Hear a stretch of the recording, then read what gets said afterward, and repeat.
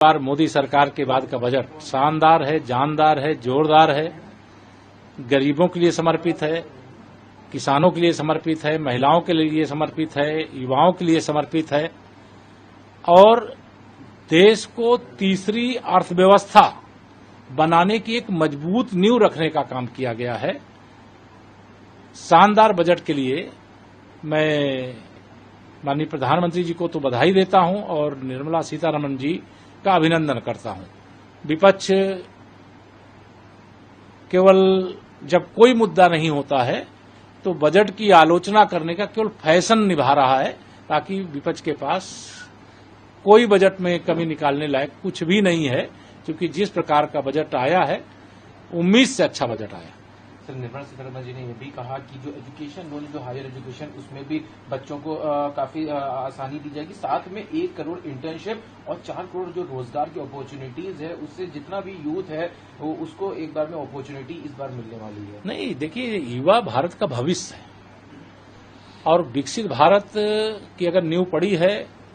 तो देश के युवाओं के लिए बड़े कदम उठाना चाहिए था, जो बजट में उठाया गया है। और जिस प्रकार से इंटर्नशिप को लेकर के, जिस प्रकार से 4 करोड़ से अधिक रोजगार को लेकर के, जिस प्रकार से पावर सेक्टर को लेकर के, जिस प्रकार से इंफ्रा सेक्टर को लेकर के, जिस प्रकार से निवेश को आकर्षित करने को लेकर के, जिस प्रकार से कैंसर जैसी बीमारियों से बचाव के लिए जो राहत प्रदान करने का काम किया गया है, यह सब अभूतपूर्व है, ऐतिहासिक है। जितनी प्रशंसा किया जाए वो कम है। मायावती ने ट्वीट करके उन्होंने कहा कि धन्ना सेठों का जो बजट है उनके लिए है, ये कोई गरीब या जो आम जनमानस है उसको कहीं फायदा नहीं होगा। दूसरी ओर अखिलेश यादव ने जो आंध्र प्रदेश या बिहार को जो बजट में जगह मिली है उस पर कहा कि वहां चुनाव आ रहा है, इसलिए उनको विशेष ध्यान दिया गया। देखिए, श्री अखिलेश यादव जी को दृष्टि दोष है। चुनाव आंध्र प्रदेश में भी आ रहा है क्या? आंध्र प्रदेश में तो लोकसभा के साथ हुआ है और बिहार या झारखंड या उड़ीसा या पश्चिम बंगाल या देश का वह हिस्सा जो विकास में पीछे छूट गया है, उसे विकास की मुख्यधारा में लाने के लिए अगर प्रयास किया जाए, उसमें अगर कोई कमी खोजने का प्रयास किया जाता है, तो मैं समझता हूं कि भारत सरकार का जो बजट होता है वो देश के सभी राज्यों को ध्यान में रख करके और जिस राज्य की जैसी आवश्यकता होती है उस प्रकार से उसकी पूर्ति की जाती है। बार मोदी सरकार के बाद का बजट शानदार है, जानदार है, जोरदार है, गरीबों के लिए समर्पित है, किसानों के लिए समर्पित है, महिलाओं के लिए समर्पित है, युवाओं के लिए समर्पित है और देश को तीसरी अर्थव्यवस्था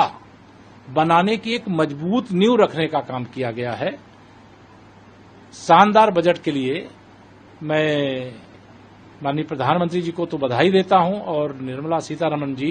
का अभिनंदन करता हूं। विपक्ष केवल जब कोई मुद्दा नहीं होता है तो बजट की आलोचना करने का केवल फैशन निभा रहा है, ताकि विपक्ष के पास कोई बजट में कमी निकालने लायक कुछ भी नहीं है, क्योंकि जिस प्रकार का बजट आया है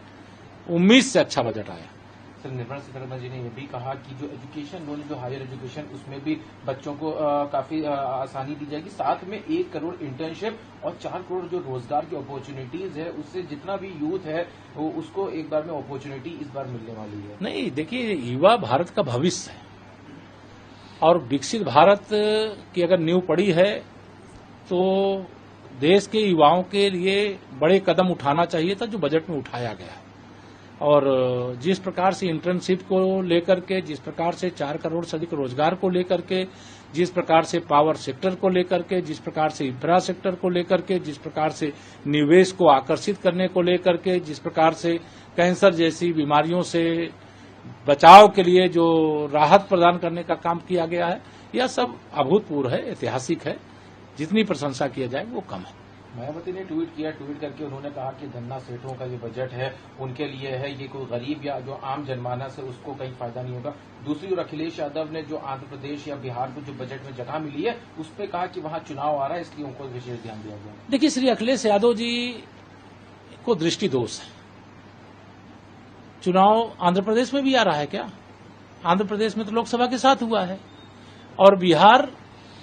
या झारखंड या उड़ीसा या पश्चिम बंगाल या देश का वह हिस्सा जो विकास में पीछे छूट गया है, उसे विकास की मुख्यधारा में लाने के लिए अगर प्रयास किया जाए, उसमें अगर कोई कमी खोजने का प्रयास किया जाता है तो मैं समझता हूं कि भारत सरकार का जो बजट होता है वो देश के सभी राज्यों को ध्यान में रख करके और जिस राज्य की जैसी आवश्यकता होती है उस प्रकार से उसकी पूर्ति की जाती है। इस बार मोदी सरकार के बाद का बजट शानदार है, जानदार है, जोरदार है, गरीबों के लिए समर्पित है, किसानों के लिए समर्पित है, महिलाओं के लिए समर्पित है, युवाओं के लिए समर्पित है और देश को तीसरी अर्थव्यवस्था बनाने की एक मजबूत नींव रखने का काम किया गया है। शानदार बजट के लिए मैं माननीय प्रधानमंत्री जी को तो बधाई देता हूं और निर्मला सीतारमण जी का अभिनंदन करता हूं। विपक्ष केवल जब कोई मुद्दा नहीं होता है तो बजट की आलोचना करने का केवल फैशन निभा रहा है, ताकि विपक्ष के पास कोई बजट में कमी निकालने लायक कुछ भी नहीं है, क्योंकि जिस प्रकार का बजट आया है उम्मीद से अच्छा बजट आया। सर, निर्मला सीतारमण जी ने यह भी कहा कि जो एजुकेशन लोन, जो हायर एजुकेशन, उसमें भी बच्चों को काफी आसानी दी जाएगी। साथ में 1 करोड़ इंटर्नशिप और 4 करोड़ जो रोजगार की अपॉर्चुनिटीज है, उससे जितना भी यूथ है वो उसको एक बार में अपॉर्चुनिटी इस बार मिलने वाली है। नहीं, देखिए, युवा भारत का भविष्य है और विकसित भारत की अगर नींव पड़ी है तो देश के युवाओं के लिए बड़े कदम उठाना चाहिए था, जो बजट में उठाया गया। और जिस प्रकार से इंटर्नशिप को लेकर के, जिस प्रकार से 4 करोड़ से अधिक रोजगार को लेकर के, जिस प्रकार से पावर सेक्टर को लेकर के, जिस प्रकार से इंफ्रा सेक्टर को लेकर के, जिस प्रकार से निवेश को आकर्षित करने को लेकर के, जिस प्रकार से कैंसर जैसी बीमारियों से बचाव के लिए जो राहत प्रदान करने का काम किया गया है, यह सब अभूतपूर्व है, ऐतिहासिक है। जितनी प्रशंसा किया जाए वो कम है। मायावती ने ट्वीट करके उन्होंने कहा कि धन्ना सेठों का ये बजट है उनके लिए है, ये कोई गरीब या जो आम जनमानस है उसको कहीं फायदा नहीं होगा। दूसरी ओर अखिलेश यादव ने जो आंध्र प्रदेश या बिहार को जो बजट में जगह मिली है उस पर कहा कि वहां चुनाव आ रहा है, इसलिए उनको विशेष ध्यान दिया गया। देखिए, श्री अखिलेश यादव जी को दृष्टि दोष है। चुनाव आंध्र प्रदेश में भी आ रहा है क्या? आंध्र प्रदेश में तो लोकसभा के साथ हुआ है और बिहार या झारखंड या उड़ीसा या पश्चिम बंगाल या देश का वह हिस्सा जो विकास में पीछे छूट गया है, उसे विकास की मुख्यधारा में लाने के लिए अगर प्रयास किया जाए, उसमें अगर